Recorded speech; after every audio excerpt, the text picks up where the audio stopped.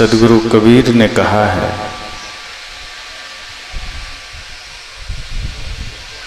जो उगे सो आथवे,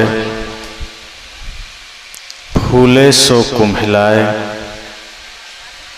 जो चूने सो ढहि परे, जन्मे सो मरी जाए। जीवन की असारता का वर्णन करते हुए, शरीर और संसार की नश्वरता का वर्णन करते हुए सद्गुरु कहते हैं, जो उगे सो आथवे। जिसका उदय हुआ है उसका अस्त होगा। फूले सो कुम्हिलाए, जो पुष्प खिला है वो कुम्हिलाएगा। जो चूने सो ढहि परे, जिसका निर्माण हुआ है उसका विनाश होगा। और जन्मे सो मर जाए। इस धरती पर जिसने भी जन्म लिया है उसकी मृत्यु होगी। यह जीवन का बहुत बड़ा सत्य है। और चीजों को झुठलाया जा सकता है, और चीजों को वर्गलाया जा सकता है, नकारा जा सकता है, छोड़ा जा सकता है, लेकिन कोई कहे कि मृत्यु झूठी है तो समझना कि वो कह भी रहा है तो भी उसे मरना है। क्योंकि इस धरती का, इस ब्रह्मांड का सबसे बड़ा सत्य मृत्यु है। इसलिए सद्गुरु कहते हैं, इससे भाग कर नहीं जीना है, इससे जाग कर जीना है। हम भागने की चेष्टा करते हैं, सदा मृत्यु से भागने की होड़ लगी कि हम मृत्यु को भूले रहें, भागते रहें और बेतहासा जीवन जीते रहें। पर मृत्यु को सब याद है, उसे पता है कि कब किसे उठाना है। अगर हम ये सोच भी लें कि हम उसे भूल जाएं तो मृत्यु हमें नहीं भूलती। हमारी दशा शुतुरमुर्ग की भांति है। शुतुरमुर्ग बड़ी चालाकी करता है। जब वो हिंसक जानवर को अपनी ओर आते देखता है तो झाड़ी में, बालू में अपना सिर छिपा लेता है। उससे ये लगता है कि यदि मैं नहीं देख रहा हूं तो वो भी मुझे नहीं देख रहा होगा। मैंने अपनी आंखें बंद कर ली है, मैं किसी को नहीं देख रहा तो कोई मुझे भी नहीं देख रहा होगा। और इसी गलतफहमी में वो शिकार हो जाता है। हम सब भी यही करते हैं। मृत्यु सत्य है, लेकिन हम उसे इतना दूर खदेड़े रहते हैं, इतना ज्यादा उसे नजरअंदाज किए रहते हैं कि अचानक घटती है, इसलिए लोग भयभीत हो जाते हैं। और वो घटती ही है। अपने से पीछे के लोगों को देखिए, आगे वाले की भी यही स्थिति है, पीछे की भी वही है। और हम सब भी एक दिन उसका मेहमान बनने वाले हैं, यमराज का। सद्गुरु कबीर इस दोहे के माध्यम से हमें डराना नहीं चाहते हैं, वो हमारे भीतर के सामर्थ्य को जगाना चाहते हैं। वो हमें निर्भय बनाना चाहते हैं कि डरने की जरूरत नहीं है।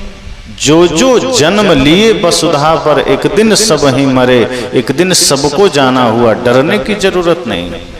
जो रावण और कंस जैसे आतताई ये सोचता था कि जब मैं धरती पर चलता हूं तो धरती मेरे चलने से कांपती है, उसे भी एक दिन जाना पड़ा। पायन पुहमी नापते, दरिया करते फाल, हाथन पर्वत तौलते तेहिधर खायो काल। सद्गुरु ने कहा कि पैर से ही जिसने धरती को नाप लेता था,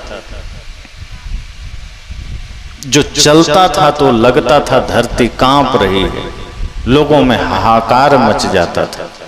लेकिन जब काल आया, कहा जाता है रावण ने तो मृत्यु को भी बंदी बना रखा था, लेकिन कब तक? जब तक मृत्यु नहीं लिखी थी उसकी तब तक बंदी बनाया था। जिस दिन मृत्यु थी उस दिन वही मृत्यु उसको शमशान में लिटा दिया। जब वो जिंदा था तो थर्राते थे पांव जिनके सामने जाते हुए, देखा आज उनकी खोपड़ी को ठोकरें खाते हुए। जिसके सामने जाने से भी हमारे पैर कांपते थे वो आज शमशान में लेटा है। सद्गुरु कहते हैं कि इससे भयभीत नहीं होना है। मृत्यु तो सत्य घटना है, और फिर आपकी मृत्यु होती भी कहां है?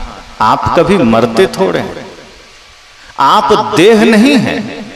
हमने स्वयं को देह मान लिया है, इसलिए मृत्यु का भय होता है। गीता में देह और देही की बात आई है। देह ये नश्वर शरीर है, और जो इसमें बैठा हुआ चेतन है वो देही है। उसकी कभी मृत्यु नहीं होती, वो अजन्मा है, अजर है, अमर है। और जिस दिन हम अपने को पहचान लेते हैं तो हमें इतना ही आभास होता है कि जैसे कपड़ा पुराना हुआ, हमने चेंज कर लिया दूसरा, कोई बात नहीं, कोई घटना थोड़े होती है। ऐसे ही शरीर एक वस्त्र की भांति है, चाहे वो स्त्री का शरीर हो चाहे पुरुष का शरीर हो, है तो कपड़ा ही। ये भी कपड़ा है।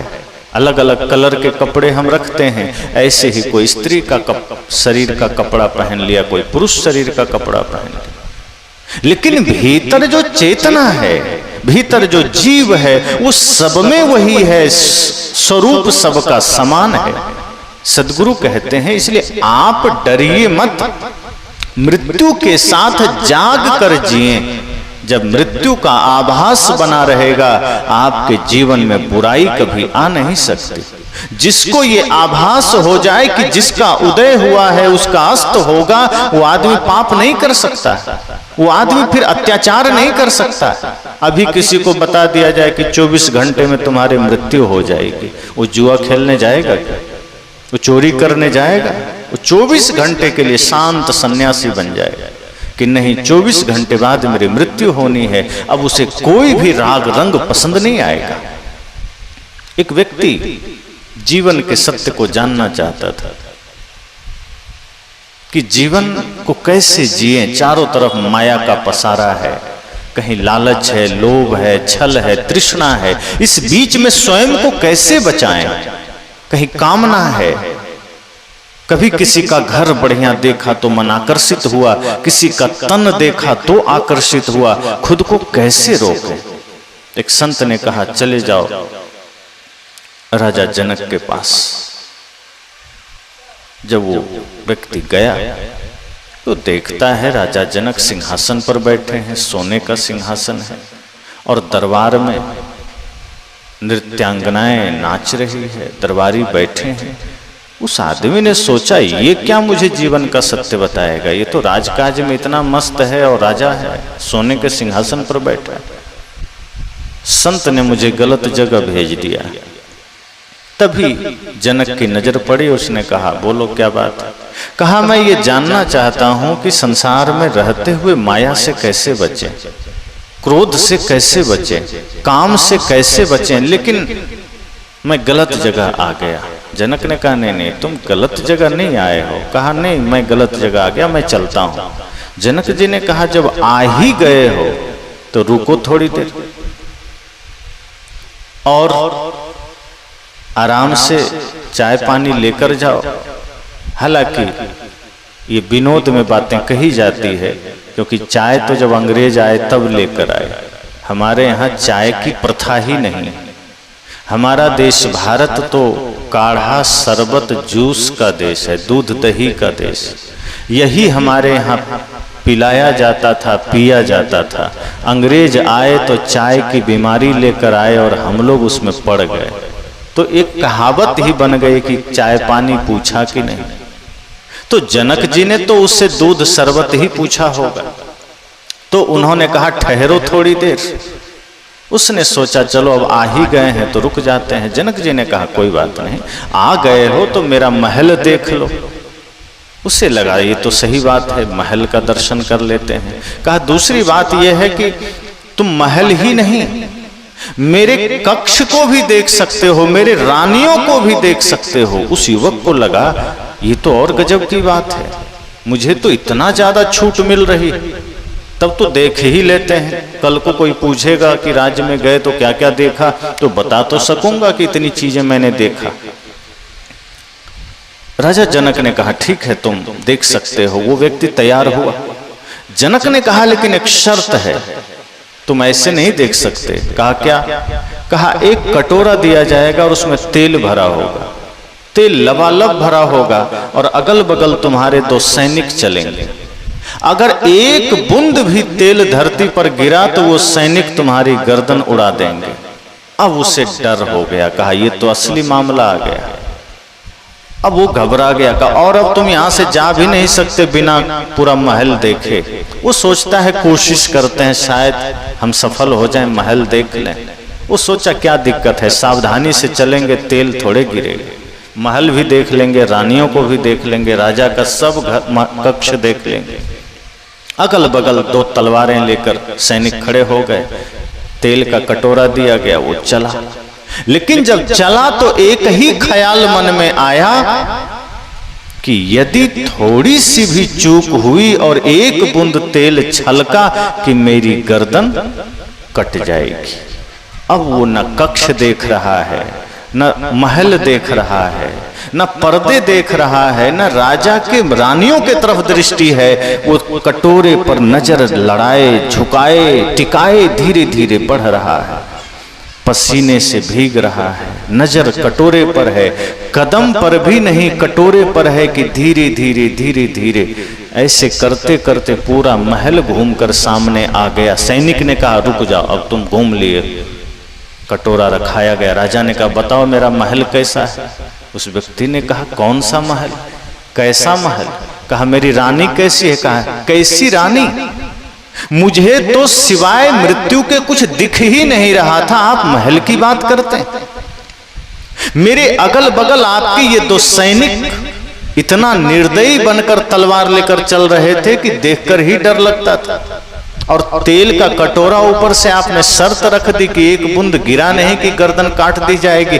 कैसा महल, कैसी खिड़कियां, कैसे पर्दे, मैं तो कुछ देखा ही नहीं। मुझे तो इस तेल के कटोरे में सिर्फ अपनी मृत्यु नजर आ रही थी। जनक ने कहा जैसे तुम तेल के कटोरे में अपने मृत्यु देख रहे थे, मैं 24 घंटे अपने मृत्यु को देखता हूं।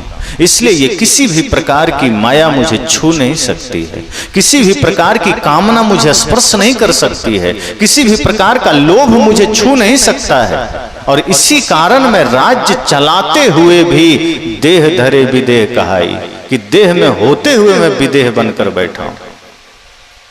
वो व्यक्ति संत के पास गया, कहा राजा ने मुझे बिल्कुल जीवन का सत्य दिखा दिया।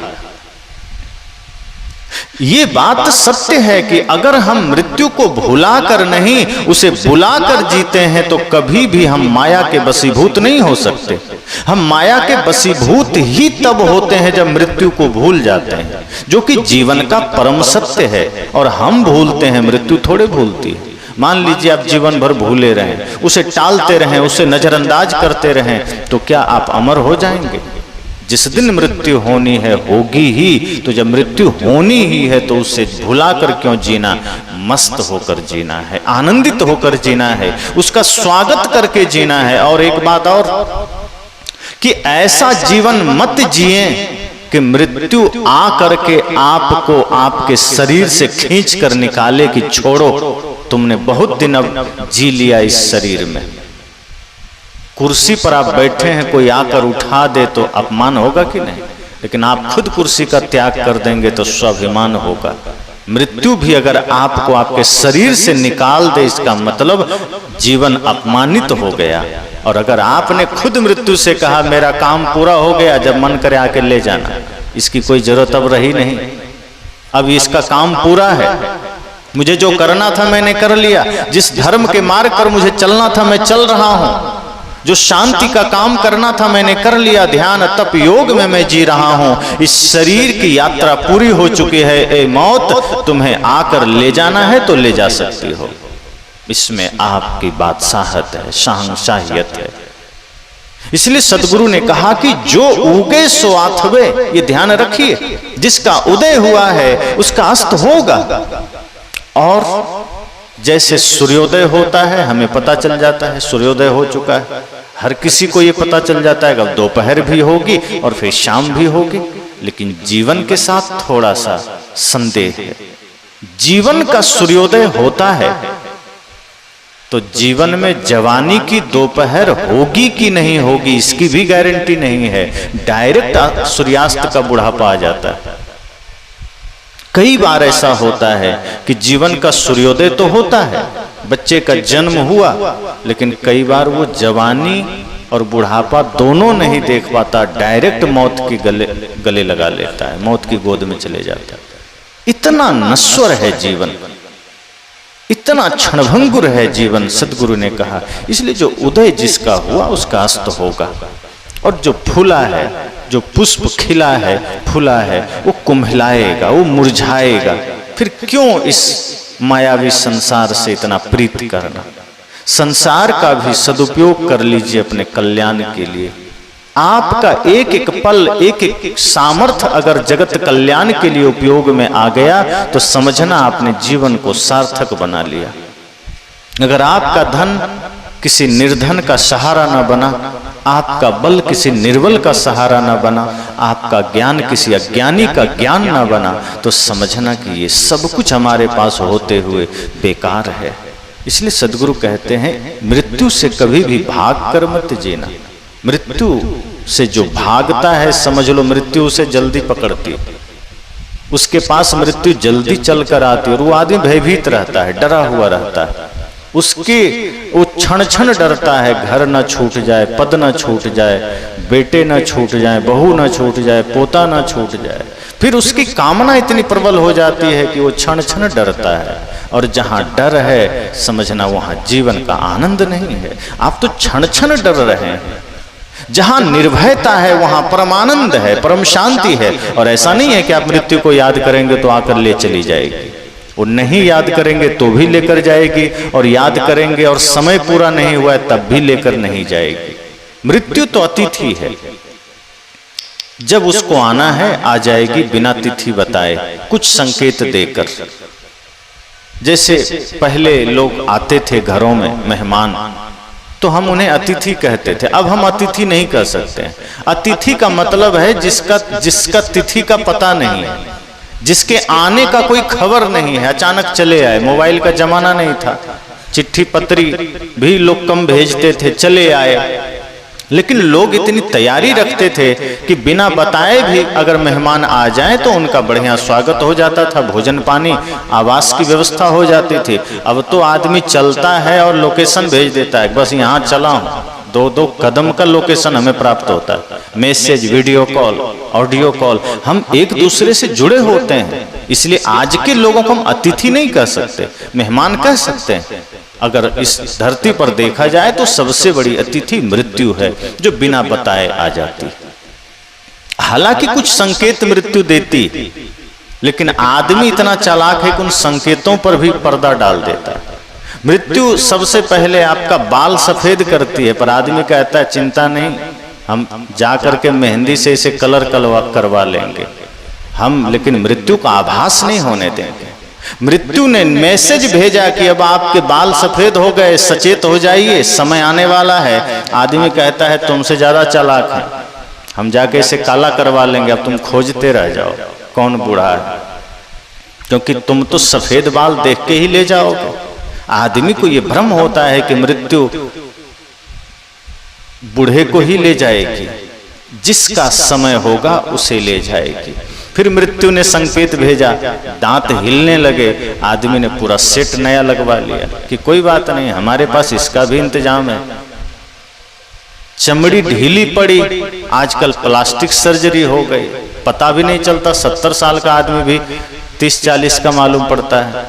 कानों से सुनाई देना कम हुआ, मशीन लगवा ली। मृत्यु के हर संकेत पर हम पर्दा डाल देते हैं कि तुम चिंता मत करो, हमें तो अभी संसार में जीना है, हमें तो अभी माया में ही रहना है, और इसलिए तुम्हारे हर संकेत पर हम मिट्टी डालेंगे, उसका हमें कोई फर्क नहीं पड़ता।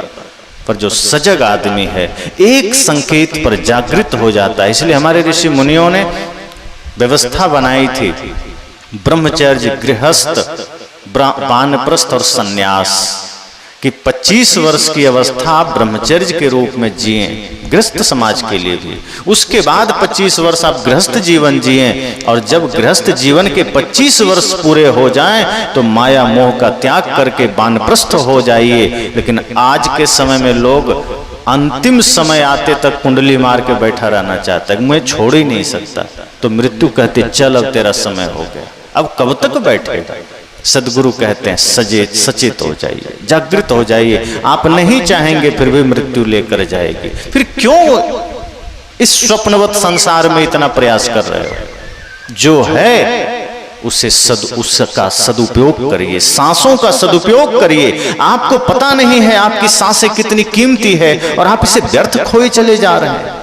आपको पता नहीं है आपकी एक एक आयु, एक एक पल कितना महत्वपूर्ण है और आप उसे व्यर्थ गंवाए चले जा रहे हैं। अपनी सांसों का सदुपयोग करिए। श्वास श्वास में नाम लूं, वृथा सांस न खोए, ना जाने इस श्वास का आवन हो ना हो।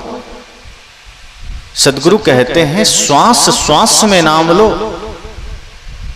इन सांसों का प्रयोग हमेशा पवित्र नाम का स्मरण में करिए, पवित्र काम में करिए। पता नहीं जो श्वास भीतर गई वो बाहर आए ना आए, जो बाहर है वो भीतर जाए ना जाए, कोई ठिकाना कोई भरोसा नहीं। तो सदगुरु कहते हैं जो उगे सो आथवे, फूले सो कुम्हिलाए, जो चूने सो ढही परे, जन्मे सो मर जाए। और जिसका निर्माण हुआ उसका विनाश होगा, स्वाभाविक है, इस सृष्टि ऐसी ही है। जिसका निर्माण हुआ उसका विनाश होता है, जो फूलता है, कुम्हिलाता है, जन्मता है, मरता है। कहने का अर्थ यह है कि जब इतना स्वप्नवत संसार है फिर उसके पीछे प्राण क्यों गंवाना, हमें तो उसका सदुपयोग कर लेना है।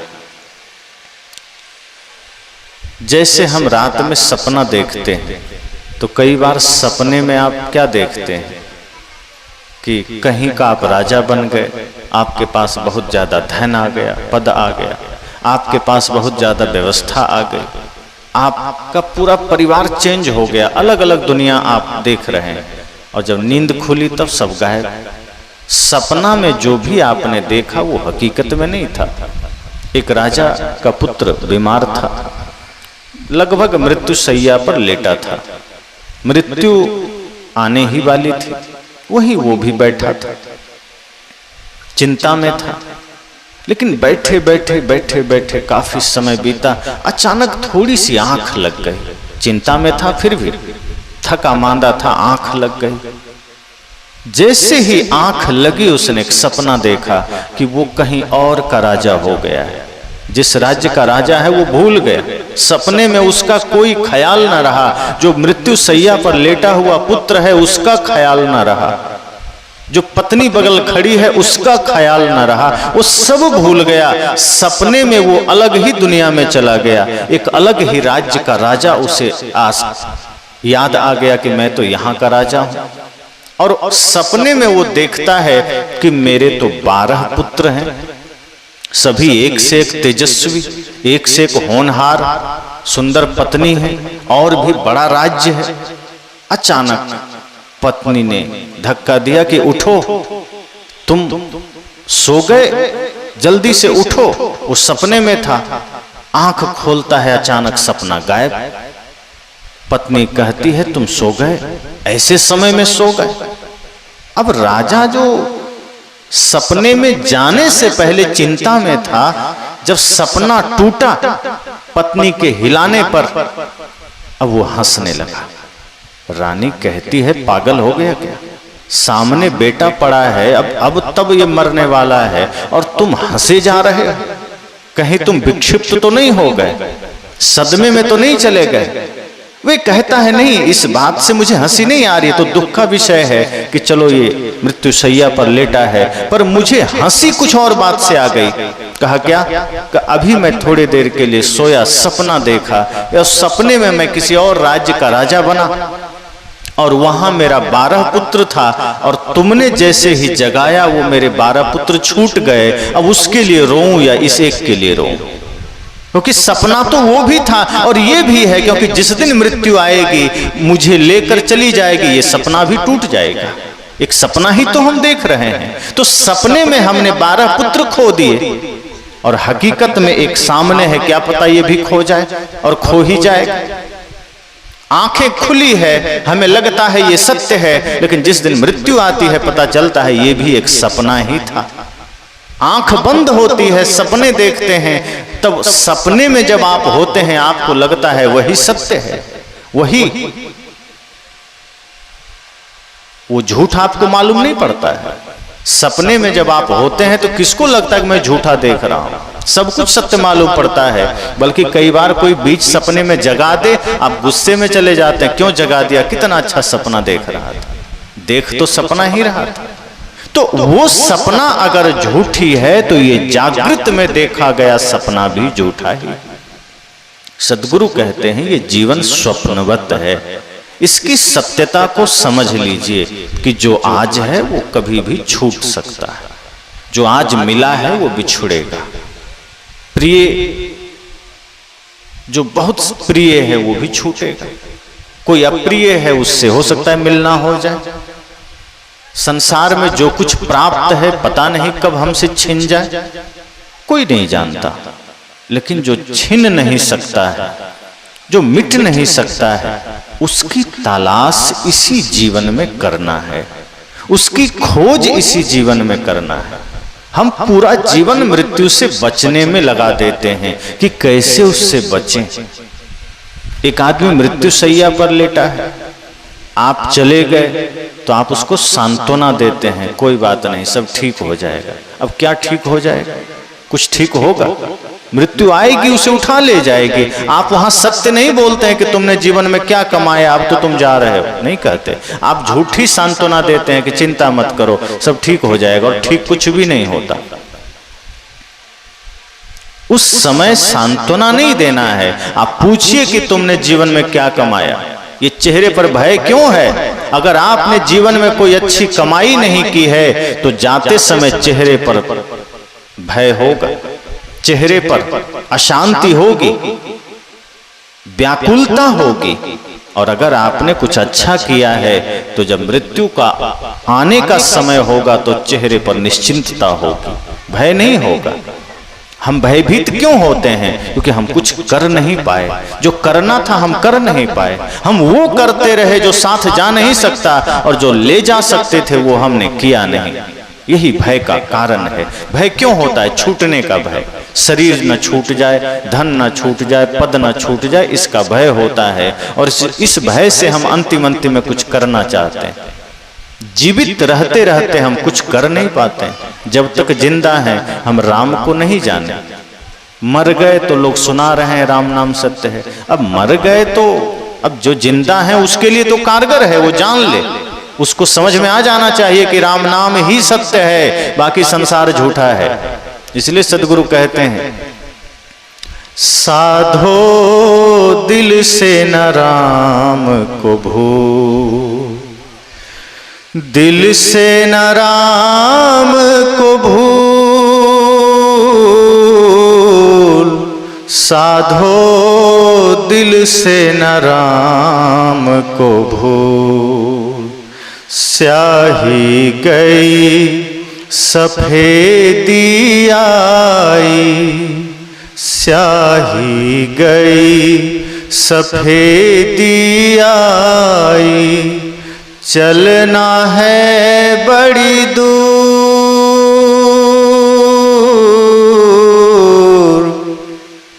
राग रंग में तुम ही रंगीले, सब फूलन में फूल, साधो दिल से न राम को भूल, दिल से न राम को भूल, साधो दिल से न राम को भूल। सद्गुरु कहते हैं दिल से राम को न भूलो।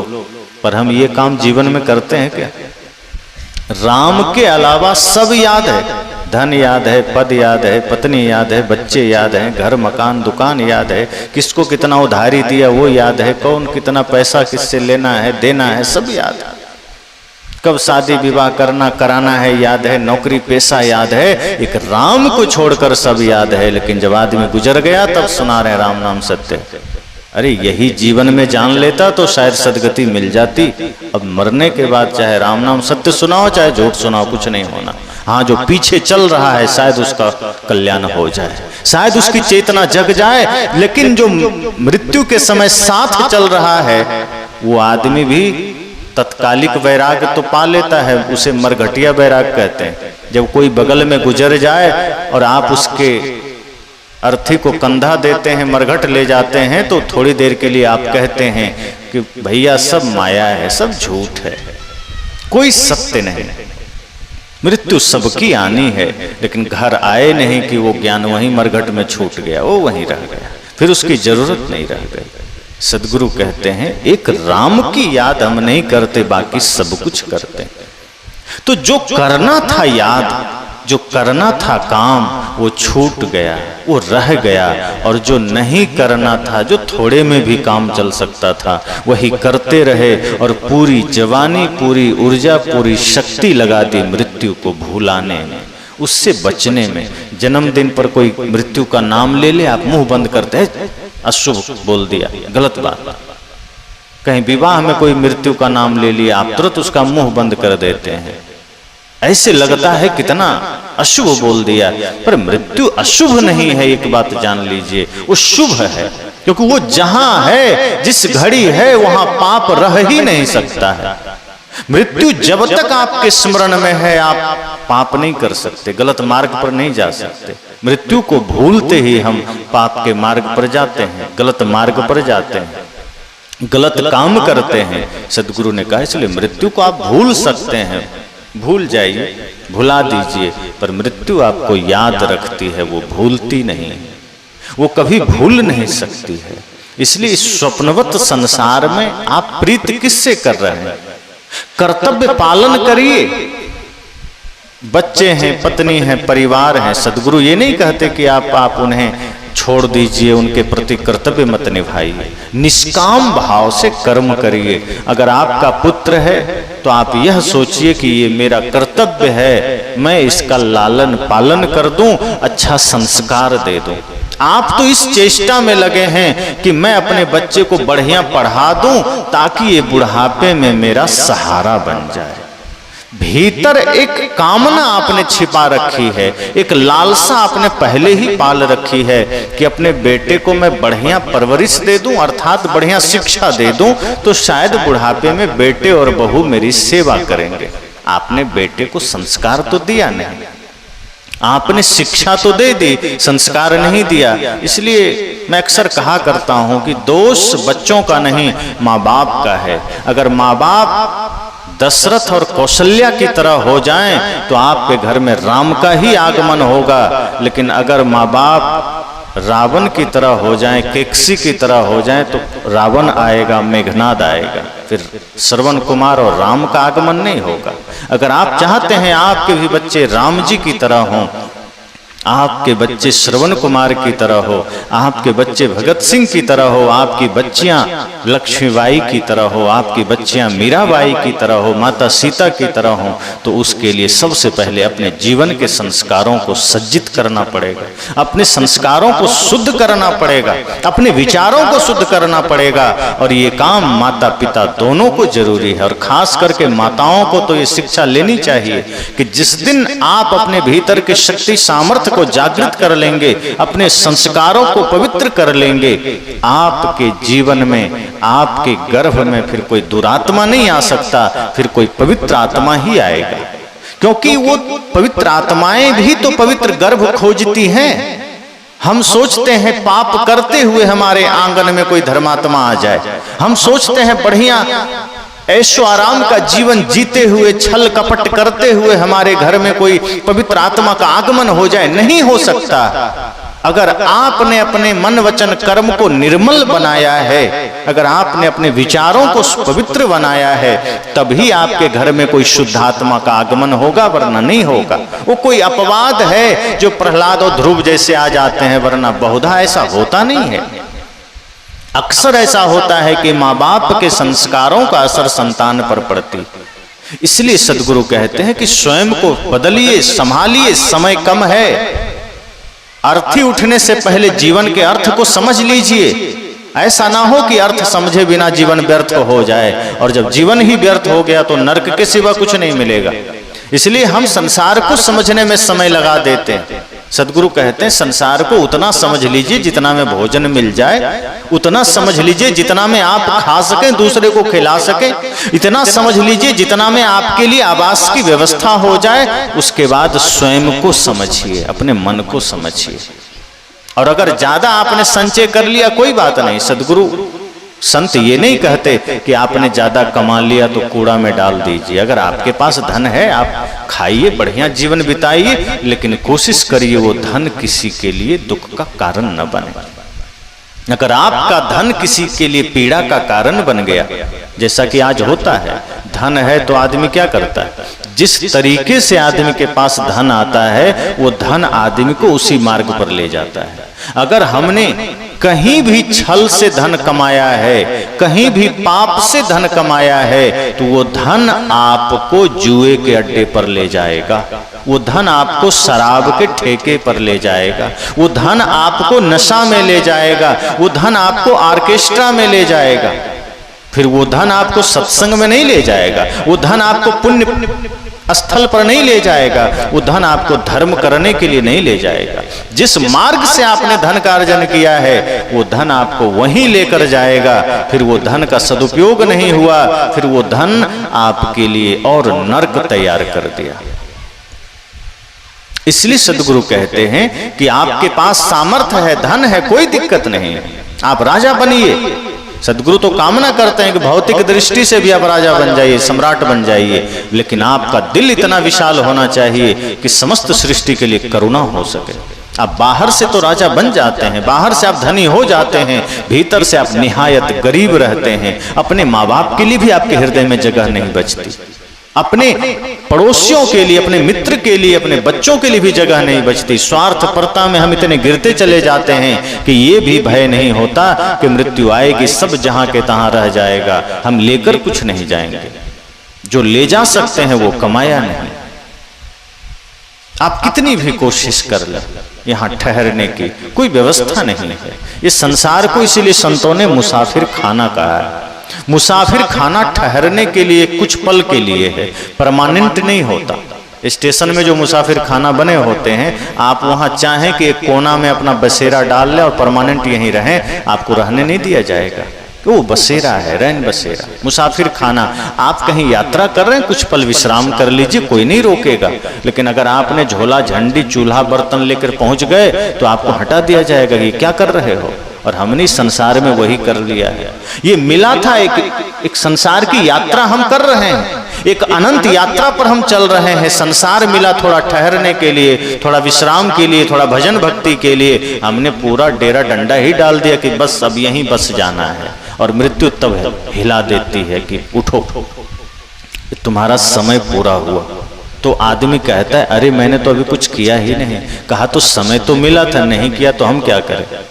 जैसे किसी लड़के को परीक्षा के लिए 3 घंटे का समय मिलता है, अब वो 3 घंटे उसको मिला और सबको मिलता है, कोई एक को थोड़े मिलता है, सबको मिलता है। तो जो तेज है, जो पढ़ने में आगे है, वो 3 घंटे से पहले ही अपना कॉपी लिख करके जमा करके निकल लेता है।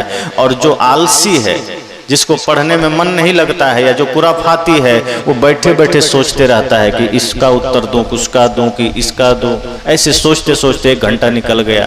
फिर सोचता है चलो पहले उसका दे, तो फिर सोचता है क्यों उसका, क्यों इसका, क्यों नहीं, अच्छा इसका ही दे देता हूं। ऐसे ही कल्पना करते करते दूसरा घंटा भी निकाल दिया। फिर तीसरे घंटे में अब दिमाग काम नहीं करता, अरे मैं तो इसका भी भूल गया, जो जानता था वो भी याद नहीं रहा। अब 3 घंटा बीत गया, कॉपी जब लेने के लिए आ गए अधिकारी, तब कहता है थोड़ा मोहलत और दे दीजिए, थोड़ा एक तो लिख लूं, अधिकारी कहता है तुम्हें तो 3 घंटे का समय मिला था, वो भी कम पड़ गया, अब तक तुमने कुछ लिखा ही नहीं, अब तक तुम कल्पना में ही जीते रहे और कॉपी छीन ली जाती है। हम सबको भी मृत्यु ने 3 घंटे दिए हैं, बचपना का, बाल्यावस्था का, जवानी का और बुढ़ापा का। हम बाल्यावस्था तो ऐसे ही सोचते में विचारते में निकाल देते हैं कि अब क्या करना, खेलना खाना कूदना बस, और जवानी आई तो फिर मस्त हो गए, उसमें तो हम धर्म करते ही नहीं हैं। आदमी कह देता है रे भजन सत्संग बुढ़ापे की चीज, जवानी कोई सत्संग के लिए, ये तो खेलने खाने मौज उड़ाने के लिए है, खेलो खाओ मौज उड़ाओ, और हम नादानी में होते हैं। असली भजन तो जवानी में ही हो सकती है, बुढ़ापे में आप भजन कर भी नहीं सकते ठीक से, क्योंकि संसार का काम आप जवानी में कर रहे हैं, जो संसार क्षणभंगुर है, और भजन आप बुढ़ापे में टाल रहे हैं। भजन क्या कोई मुढ़ी लैया है जो जैसे तैसे निपटा लो? भजन तो साधना का विषय है, तपस्या का विषय है, उसके लिए शरीर में ऊर्जा का होना जरूरी है। अब सोचिए अगर बूढ़ा हो गए, अब आंख काम नहीं करने लगा तो संत का दर्शन कैसे करेंगे? आपने तो सोचा कि बुढ़ापे में भजन कर लेंगे, पैर काम नहीं कर रहे हैं, लड़खड़ा रहे हैं, तीर्थ की यात्रा कैसे करेंगे?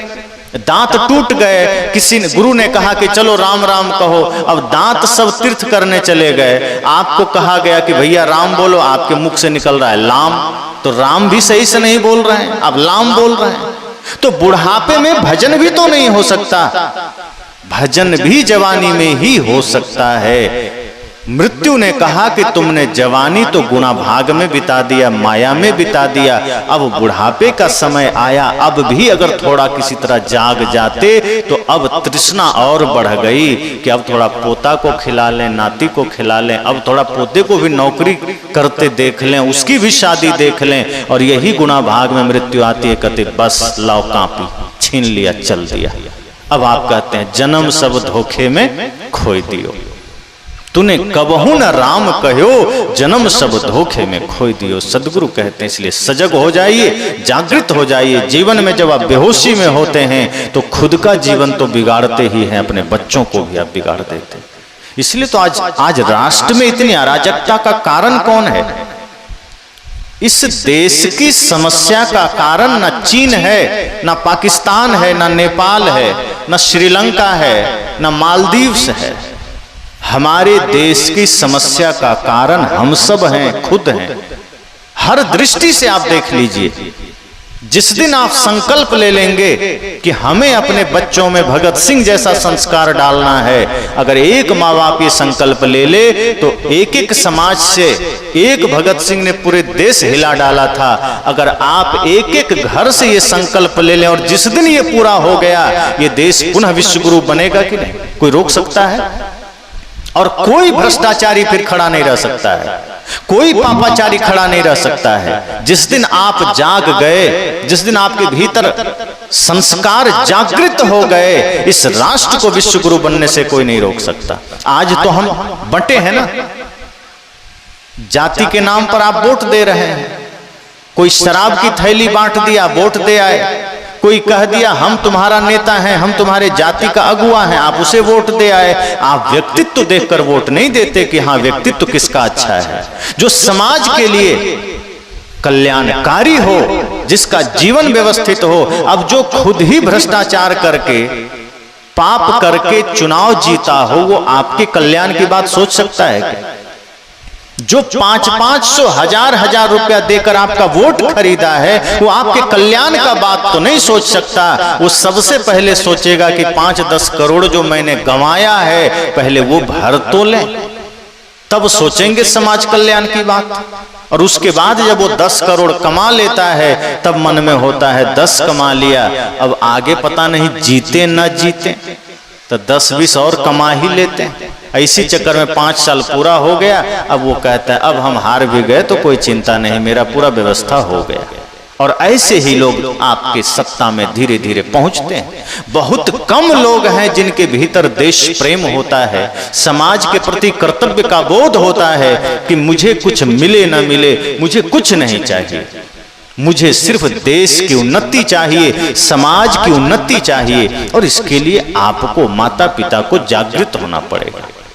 अपने बच्चे को अगर आपने संस्कारी बना दिया और इसमें से कोई सत्ता में गया तो समझिए को कितना बड़ा देश का कल्याण करेगा।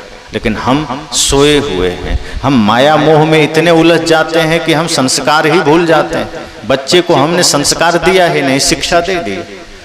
अच्छी शिक्षा डॉक्टर बना देगी, एक अच्छी शिक्षा आपके बच्चे को वकील बना देगी, एक अच्छी शिक्षा आपके बच्चे को इंजीनियर बना देगी, IAS IPS बना देगी, बहुत बड़ा बिजनेस मैनेजमेंट का कोर्स उसको आप सिखा देंगे, वो बहुत बड़ा बिजनेस कोच बन जाएगा या बिजनेसमैन बन जाएगा।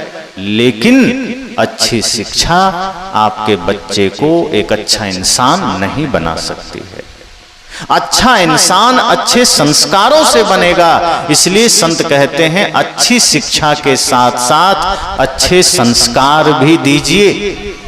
अगर संस्कार नहीं दिए तो आपके बच्चे शिक्षित तो हो जाएंगे, संस्कारी नहीं हो पाएंगे। और इसका प्रमाण देखिए, बड़े बड़े डॉक्टर बैठे हैं, मरीज जाता है, वो गया बुखार का इलाज कराने, लौटा तो पता चला उसका एक किडनी ही गायब है।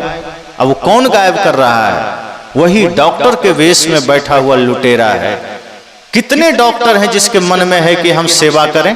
बहुत कम मिलेंगे। वकील को देखिए, बहुत कम वकील है जो चाहता है कि किसी गरीब का सहारा हम बन जाएं। वो काला कोट पहन करके झूठ को सच और सच को झूठ करने वहां बैठा है। बस किसी तरह पैसा मिलना चाहिए, फिर किसी की भी वो कर देता है पैरवी। इंजीनियर को देखिए, भीतर भीतर पैसा ले लिया, नक्शा उक्सा जैसे तैसे बना दिया, पुल गिर रहा है। आदमी के प्राणों से, आदमी के जीवन से कोई मतलब नहीं है। तो अच्छी शिक्षा का विकास तो हुआ, लेकिन सदगुरु कहते हैं आपने संस्कार देना बंद कर दिया। आपने अपने महापुरुषों की जीवनियां पढ़ाना बंद कर दिया। आपने आज अपने बच्चों को न राम की शिक्षा देते हैं, न श्री कृष्ण की देते हैं, न महाराणा प्रताप के बारे में बताते हैं, न वीर शिवाजी की गाथा पढ़ाते हैं, न वीर वीरांगनाओं की गाथा पढ़ाते हैं, न भगत सिंह की पढ़ाते हैं, ना बुद्ध महावीर कबीर सुर तुलसी मीरा की बात आप उसे बताते हैं। और इन सब से अनभिज्ञ आपका बच्चा सिर्फ संसार को जानता है, धन दौलत को जानता है, माया को जानता है। वो जैसे ही बड़ा हुआ आप कहते हैं ये तुम्हारा घर है, ये खेत है, ये गाड़ी है, ये तुम्हारा बंगला है, ये तुम्हारी फैक्ट्री है, ये तुम्हारी दुकान है, ये मौसा है, ये मौसी है, ये चाचा है, चाची हैं। किसी दिन आपने उंगली पकड़कर श्री राम की तरफ इशारा करके बताया कि ये वो श्री राम हैं जो भाई के प्रेम के लिए अयोध्या छोड़ करके जंगल में चले गए? किसी दिन आपने कृष्ण की तरफ इशारा किया कि ये भगवान कृष्ण हैं जो सबके सामने परम विनम्रता में भी रहते हैं, प्रेम की पराकाष्ठा पर भी हैं, और देश और समाज पर संकट आए तो सुदर्शन चक्र लेकर समाज की रक्षा के लिए खड़े भी हो जाते हैं। आपने बुद्ध की तरफ कभी इशारा किया कि ये वो करुणामय परम बुद्ध हैं जिन्होंने अपने त्याग, अपने तप, अपनी करुणा से समस्त सृष्टि को शांति प्रदान किया, ज्ञान का मार्ग प्रदान किया? ऐसा नहीं करते हैं। आप उनको परिचय कराते हैं हीरो हीरोइन से। आज के पिता माता अपने बच्चों को हीरो हीरोइन से परिचय करा रहे हैं, क्रिकेटर से परिचय करा रहे हैं, फैशन करने वाले से परिचय करा रहे हैं, डांस सिखा रहे हैं। इसलिए आपके बच्चे बिगड़ते जा रहे हैं। आप अपने बच्चों में राष्ट्र की भावना सिखाइए, माता पिता गुरु की भक्ति का बीज बोइए। जिस दिन आपने मातृभक्ति, पितृभक्ति, गुरु भक्ति और राष्ट्र भक्ति का बीज बो दिया, फिर आपको चिंता नहीं करनी है। आपने एक युग बदलने वाला व्यक्तित्व तो तैयार कर दिया, आपने अपनी जिम्मेदारी निभा दिया। लेकिन अगर आप ऐसा नहीं करते हैं तो आप एक अच्छे जिम्मेदार माता पिता नहीं हैं। फिर आप रोएंगे, फिर आपको आलोचना और निंदा करने का हक नहीं है। फिर आपको ये कहने का, बहुत से माता पिता आते हैं, गुरुजी क्या करें, बच्चे बात नहीं मानते। आप ही जिम्मेदार हैं, बच्चे जिम्मेदार नहीं। वो गर्भ से बिगड़ कर पैदा थोड़े हुआ, वो पैदा तो सामान्य ही हुआ है। आपने ऐसा संस्कार नहीं दिया कि वो आपकी आज्ञा मान सके। इसलिए मैं कहता हूं कि सद्गुरु संतों की बातें बड़ी अनोखी होती है। वो हमें जीवन के सत्य से परिचय कराते हैं, वो हमें जीवन की मूल ज्ञान से परिचय कराते हैं कि जीवन तो सबको थोड़ा ही मिला है ना। ऐसा थोड़े है कि किसी को ज्यादा मिला कम मिला, ऐसा नहीं कि किसी को 500 साल मिल गया, किसी को 1000 साल मिल गया, वही है। अब कब किसका जाना हो नहीं जानते कोई, लेकिन जब तक जी रहे हैं तो हाथ में समय तो है। अब थोड़े ही समय में भगत सिंह 23 वर्ष में पूरे देश में अपना पहचान बना दिए, खुदीराम बोस पहचान बना गए। कम उम्र में ही बहुत लोग अपने जीवन को सार्थक बना गए। किसी को बहुत उम्र मिली फिर भी पड़ोसी तक नहीं जानता। तो अपने ऊपर है कि जीवन तो मृत्यु के करीब जा रहा है, एक एक पल हमारा मृत्यु के निकट जा रहा है, हम बेहोशी। इसलिए मैंने कहा कि जिसका उदय हुआ उसका अस्त होगा। 11 तारीख को ये पंडाल का निर्माण हुआ, कल इसका भी समापन हो जाएगा, ये भी हट जाएगा। हम 12 को हम लोग आए, आज हम भी प्रस्थान कर जाएंगे। जो आगमन में ही जिसने प्रस्थान को देख लिया, जन्म में ही जिसने मृत्यु को देख लिया, उदय में ही जिसने अस्त को देख लिया, जीवन में वो कभी दुखी नहीं हो सकता। अगर हम आए हैं तो हम जाएंगे भी, कहा भी है आए हैं सो जाएंगे। राजा रंग फकीर, एक सिंहासन चढ़ चले एक बंधे जात जंजीर, कि जो आया है वो जाएगा। राजा हो, रंक हो, साधु हो, चोर हो, गृहस्थ हो, विरक्त हो, सब जाएगा। ऐसा नहीं कि साधु हैं तो उसको जाना नहीं, पर जाने जाने में फर्क है। एक जो पाप कमा कर जा रहा है वो जंजीरों में बंध कर जाएगा, अर्थात वो अपमानित होकर जाएगा। और जिसने पुण्य कमाया है, जिसने धर्म का काम किया है, वो सम्मानित होकर जाएगा। अर्थात सिंहासन पर बैठकर जाने का मतलब है सम्मानित होकर जाना। इसलिए हम सबको भी यह सजगता चाहिए, जरूरी है कि आगमन है जीवन का तो प्रस्थान भी होगा, जीवन का उदय है तो अस्त भी होगा। तो जो मृत्यु और जन्म के बीच का समय है, जन्म और मृत्यु के बीच का जो वक्त है, हमें उसे बेहतर बनाना है धर्म की शरण में आकर। परिवार का काम कीजिए, समाज का कीजिए, बिजनेस व्यापार करिए, लेकिन एक बात मत भूलिए कि हमारी यात्रा कभी भी शुरू हो सकती है और वो काम करते जाना है। तन से काम, मन से राम, कहीं कबीर सरे दो काम। सदगुरु कहते हैं ऐसा नहीं है कि आपको राम को जानने के लिए सत्संग में ही बैठना पड़ेगा, आपका घर भी राम का मंदिर बन सकता है। अगर आप काम करते करते मन में राम का स्मरण कर रहे हैं, ज्ञान का स्मरण कर रहे हैं, गुरु की बातों का स्मरण कर रहे हैं, तो समझिए कि हाथ से काम हो रहा है और मन से राम का चिंतन हो रहा है। अगर आपने आप एक दुकानदार हैं और आपने ग्राहक में भगवान का दर्शन कर लिया तो उचित मुनाफा तो आप लेंगे, आप ठगी नहीं करेंगे। अगर आपने अपने भीतर के भगवान को जान लिया तो इतना तो आपको पक्का बोध हो जाएगा कि मेरे हृदय में राम का निवास है, हम मुख में गंदगी नहीं डालेंगे। आपका मुख सबसे पवित्र जगह है, आप इससे राम का नाम लेते हैं, गुरु का नाम लेते हैं, इसी में कचरा क्यों डालना। और समस्या तो ये है कि जहां मंदिर है उस मंदिर में हम जाते हैं, अब वहां तो भगवान की एक प्रतिमा रखी है, वो सूंघ तो नहीं सकते, तो वहां हम बढ़िया अगरबत्ती जलाते हैं। अब भगवान सूंघ नहीं सकते फिर भी अगरबत्ती जला रहे हैं, लेकिन जिस हृदय में स्वयं भगवान बैठा है वहां लोग बीड़ी और सिगरेट जला रहे हैं। जहां चाहिए सुगंध कि परमात्मा सच में सुगंध ले सकते हैं, उस शरीर के आगे आप बीड़ी सिगरेट डाल रहे हैं। जहां नहीं भी दिए काम बन सकता है। अगर आपने सब में परमात्मा को देखना जान लिया तो समझिए कि वहां नहीं भी जलाए तो बात बन सकती है, फिर भी आपकी आस्था है, आप वहां बढ़िया क्वालिटी का अगरबत्ती जला दिए। जहां जलाना चाहिए वहां आपने बीड़ी सिगरेट जलाया, वहां आपने बतासा और मिश्री चढ़ाया, और जहां चढ़ाना चाहिए वहां गुटखा और तंबाकू चढ़ाया। वहां आपने गंगा जल और दूध चढ़ाया, और जहां सच में गंगा जल चढ़ाना चाहिए जिस परमात्मा को और दूध, वहां आपने शराब चढ़ाया।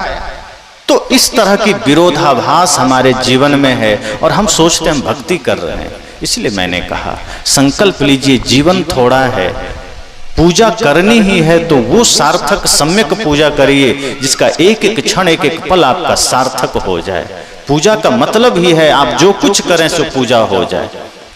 कर्म को ही पूजा बना लीजिए।